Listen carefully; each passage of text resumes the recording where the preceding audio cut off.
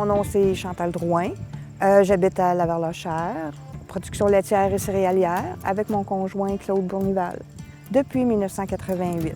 La ferme, elle a été bâtie dans les années, je te dirais dans le début des années 1920. Ça a été quand même vendu plusieurs fois, mais mon beau-père, lui, a acheté la ferme en 1963, puis c'est de lui que nous, on a acheté. Dans le temps, tout le monde avait un peu la petite maison dans la prairie, hein, des poules, des cochons, des chevaux, tout ça. Mais au début, c'était ça. Il y avait une place pour les cochons, il y avait une place pour les chevaux. C'est sûr que dans ce temps-là, ils travaillaient avec des chevaux, donc ça leur prenait un endroit. Ça a viré vraiment exploitation laitière dans le début des années 60.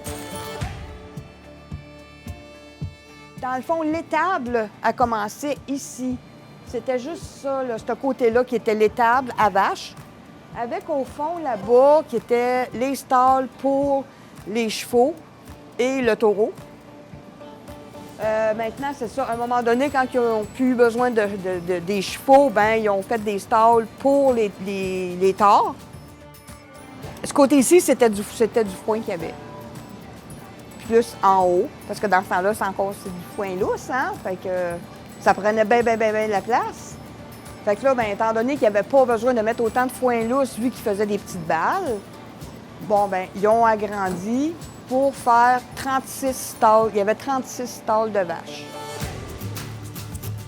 Dans le temps, étant donné que la production laitière augmentait par vache et que le gouvernement y allouait du quota, ils se sont vus comme un peu dans l'obligation d'agrandir l'étable pour pouvoir avoir plus de vaches pour faire ce quota-là. Ensuite, plus tard, nous, on a agrandi les stalles parce que les vaches, depuis le temps, ils n'ont pas doublé, mais pas loin. Les vaches sont beaucoup plus grosses, donc ils prennent beaucoup plus de place.